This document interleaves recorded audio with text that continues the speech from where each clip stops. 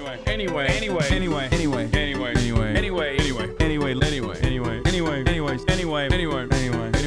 love you all.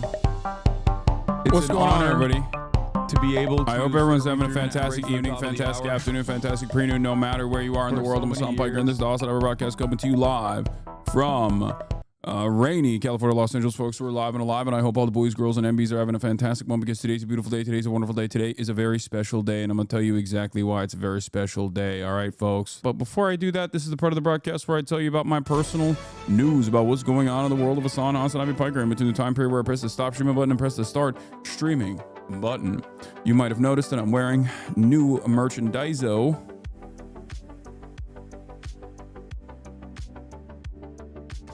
This one's gonna come in a ladies outfit as well. The new merch is coming out soon, you already know, and not much has occurred. I actually went to bed super early, but then I couldn't sleep. That's the new thing that's going on in my life, is like I go to bed at like a reasonable hour, or sometimes an unreasonable hour at like 8:30. But because I'm so locked in on my phone, I think I just genuinely cannot go to sleep until like 1 a.m. Delete Twitter off your phone. I probably should. I finished the solo leveling episode that I hadn't finished in a while.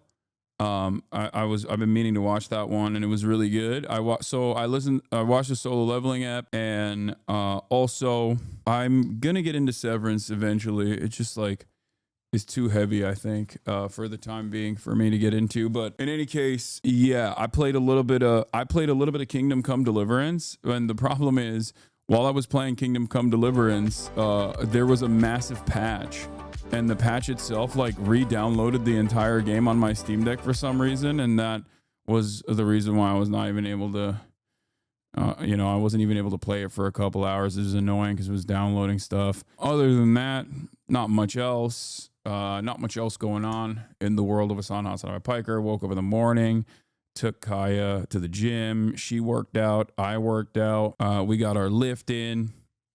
But yeah, I've just been angrily looking at the state of affairs and flailing my arms over and over again like an old man, thinking that things are not going to change for the better. Things are not looking too great. Yeah, posted this morning. Basically Twitter. Here's me lifting a little bit, or at least doing some push-ups. I will be watching the Joe Rogan Experience later today, by the way. I'm very excited to see what the hell is going on there, because apparently he's just been going on a tear of anti-Semitism in general. Very excited to see what new metas Joe Rogan is inventing. Joe Rogan seemingly every other week either has a billionaire who's like, I invented a new way for a computer to kill a child by using my mind powers, and here is why I am anti-establishment. Or he'll just have a guy who's like, Hitler was the most misunderstood leader of all time. It's just like, those are the two different guests that he has. Podcast guy that says like Hitler had some great ideas, or podcast guest that's like a billionaire that invented a new murder machine, who is simultaneously anti-establishment. Like, he's against the establishment liberal elites, even though they're on the Jeffrey Epstein list and have a direct line to Mossad. That's also funny, because both of these guys are also directly connected to the intelligence community, and sometimes even the Israeli intelligence community. That's what's so beautiful about Joe Rogan's guests, is that they do this. They do the handshake emoji with the global network of espionage facilities, and they are all anti-deep state simultaneously, interestingly enough. That's the cool thing. That's the cool thing that's going on, but it's just a very frustrating state of affairs overall. But what are you going to do? I do unironically enjoy Rogan's talks on UAPs and UFOs. I think the UAP stuff is so dead. Most people do not know who Joe Rogan is, thank God. You are wrong. People definitely know who Joe Rogan is. He is a figure of tremendous notoriety. I wish that was the case, but you are so wrong. Oh my God. Normies, he's Mr. Normie. He's number one for normies. Oh, Trump also, in the midst of all of this, Trump is also doing the American the Foreign Enemies Act or whatever, the one that was used in World War II against the Japanese. Isn't that what he said he was going to do that? Some crazy nonsense. Just great stuff overall, man. The Alien Enemies Act. And Donald Trump is considering it. The Alien Enemies Act. Great. Yeah, that's where we're at, man. That's where we're at with the American Burger Reich. Every damn day, it's just getting worse and worse. All right. But I'll find some silver linings in it all, okay? I'll find some silver linings in it all. Trust. We'll do it. My man, Return to the Balkans, at least our corruption is not fascist. Come on, dude. How come when you don't outwardly praise and glaze Kamala and Biden, that means you're pro-Trump, voting for Trump, and when the bad man gold glazes Trump, he isn't outwardly pro-Trump? I'm going to be very for real with you guys, okay? Politics is unimaginably inaccessible, especially if you're like a rich YouTuber. You don't really care about politics. It doesn't impact you at all. So you can very comfortably assume positions that are entirely irrelevant to like real material changes, real politics, and basically present yourself as a liberal if you want to, but ultimately position yourself as someone who very clearly is aligning with dudes who are super far right, but it doesn't matter because they're belittling your enemies. And of course, I suspect the reason why you're saying that is because of this tweet that I tweeted out this morning. I said, drama slop tubers have no politics beyond. I don't like this person and you shouldn't either. Political reasoning is purely added on as a way to moralize your own personal distaste. People get mad at me for being too charitable to people I disagree with, but I care about their political takes because that's precisely what it is. That's what I care about. I care about people's politics. I think for a lot of people, politics is just a weapon to wield to just simply do drama against people that you don't like or people that you feel have embarrassed you or something. You know what I mean? That's what it is. And that's precisely why he's over here saying, you know, ASMONGOLD might not be pro-Trump. The reason why is because there's like this weird allegiance, again, united around the distaste that they have against one person. And he does pretty literal titles. What about Asmon? Because he's juicing hard on Trump. Yeah. But he's like pro-Trump, isn't he? Oh my God, is he? I wouldn't say he's... I have to imagine, right? I don't think he's like pro-Trump explicitly, overtly. I know people try to say that. I think he definitely leans more conservative, but I don't think he's as conservative as people try to paint him out to be. Well, let's see. Asmon is Trump killed it. He's Trump coded. That's no, a good... Trump killed. If I said I'm 99% sure the Holocaust happened, how many episodes would Ethan dedicate to that, you think? Like calling me a Holocaust denier. Killed it. What? Trump killed. That sounds pretty pro-Trump. He said Trump what? Killed it. Oh, killed it. In other words, we'll execute the baby. I think I would say he's Trump coded. Trump's good at this. ... I've watched his content. It's not. That was said sarcastically. It's not super pro-Trump. He's Trump coded though. Did he vote for Trump? Probably yes. I like that. I'm responsible for Donald Trump winning because I wasn't sufficiently pro Kamala Harris, even though my criticisms about Kamala Harris unironically revolved around trying to get her to do shit that would actually cause her to defeat Donald Trump. And yet nobody listened, of course. Why the fuck would they? I'm a dumbass Twitch streamer. But also, literally people who voted for Trump and are currently actively defending Trump, those people are, you know, not responsible for Trump's victory. Even if Trump directly said their names at his, like, not even in his inauguration, but his, like, his party after winning, his, like, victory party. Also, I don't even care if someone voted for Trump or not. What I care about is their output. I don't care if someone is, like, literally secretly a Trump voter in their own personal life, okay? If they're content creators. If they're content creators, what I care about is their output.